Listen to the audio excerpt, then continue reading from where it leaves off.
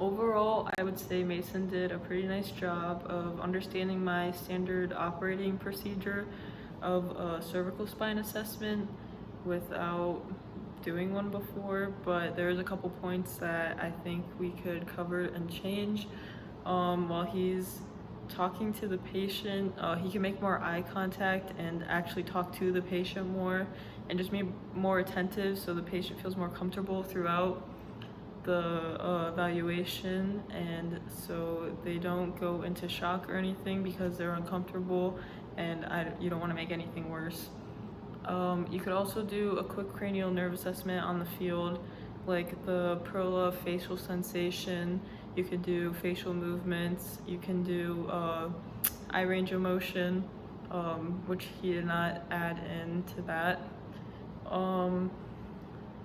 While he was stabilizing, he let go before he stopped stabilizing and didn't palpate the back of the neck and just said that he would, which is fine if he would have actually done it, but he didn't demonstrate that he would have done that, so I would change that. The palpations in general could have been more in depth. He kind of just tapped around the body, but you can go and say that you're palpating the orbital bones or the mandible or down on the shoulders. Instead, he kind of just tapped all the way down. He could also check more of the PMS. He didn't check if she could wiggle her fingers and toes, which is important with a C-spine injury because paralysis is possible because it's a serious life-threatening injury. So you want to make sure that they are still intact with all of that as well. But besides that, he did a pretty nice job. And then I'm going to show you how I would do it. I'm going to be doing the same scenario Mason had. There's a football player at practice and he got hit and stopped moving. First, I'm going to check the scene, and the scene is safe. I'm going to make sure play stopped. I'm going to assess that who's around me that can help me in case I need extra assistance, because the football player is probably going to be a little bit bigger than I am and I might need help if we need to move them at all. I'm going to check if there is a bunch of people hovering over the injured person or just in the way, and I'm going to have them clear out so I can have easy access and not stress the person out.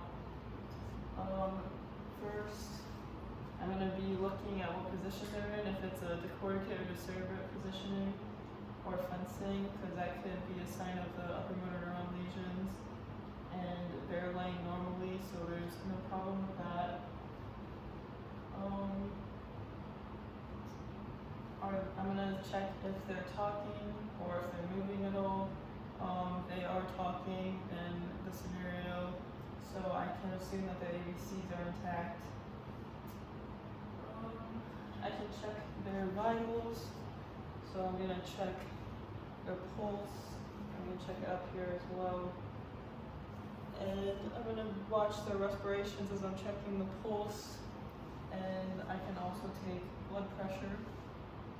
And all of those are normal. The respirations might be a little increased because they were just playing. I can also check their level of consciousness. I can see that Caroline is awake because her eyes are going to be open and she was talking. I'm also going to be checking for any medical alert tags or tattoos that may indicate they have diabetes or some other medical condition that I should be focused on as well. I'm going to ask some history questions. Where does it hurt? I'm going to ask the type of pain, if they're dizzy, nauseous, if there's numbness or tingling. In this scenario, they do have neck pain, which is concerning because it could be indicative of a C-spine injury. I'm also going to ask if they have any allergies, medications, any medical history. So I'm going to ask if they've ever had a concussion before, previous neck injuries or issues, or any other numbness and tingling problems. I'm going to ask their last meal, like the last time they've eaten or drank anything, because that could pertain to why they might be dizzy. And then I'm gonna ask them the events leading up to the injury. In this case, they got hit on the field and they went down. I'm gonna ask them if they remember what happened. I can ask them if they know what time of day it is, what day of the week it is, what year it is, who the president is, just basic cognitive questions to make sure that they know what's going on. Since they said there's neck pain, I'm going to be stabilizing the C-spine like this. And I can feel down the spine for neck pain or neck deformity.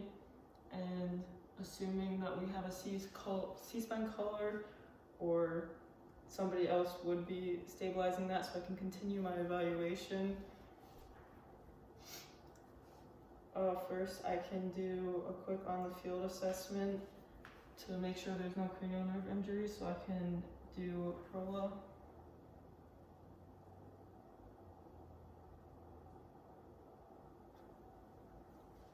Okay.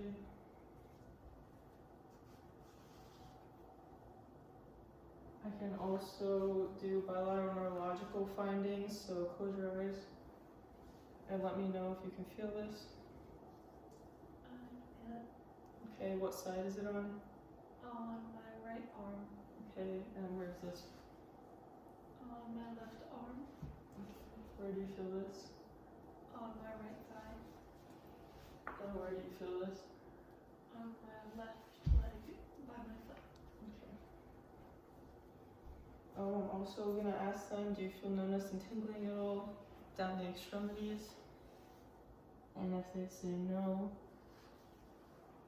I'm gonna also ask if they have burning or shooting pain or sensation anywhere, and in this case it's also a no. And I'm gonna check if they can move their fingers and their toes. Move your toes and fingers. Good. Since there is neck deformities or pain, I'm gonna obviously call 911.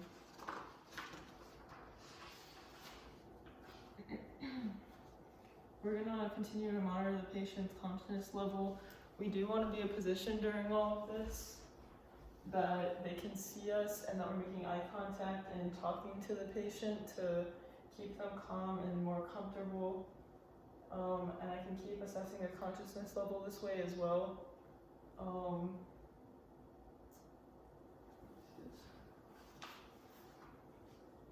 You want to make sure that they don't go into shock, so you can divert the conversation to something more calming until EMS arrives.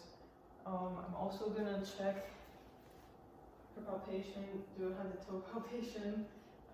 Is it fine if I touch you? Sure. Okay, so I'm going to check around the face, around the orbital bones, down the cheekbones, on the mandible, down on the shoulders, and all the way down. And I'm just feeling for any other deformities or pain that we may have missed because they were focused on their other injury. To monitor for shock, I'm going to be looking for a rapid weak pulse, profuse sweating, pale, cool, clammy skin, and increase in shallow respirations. I'm going to continue to monitor their ABCs for every 2 minutes and their vitals every 5 minutes. And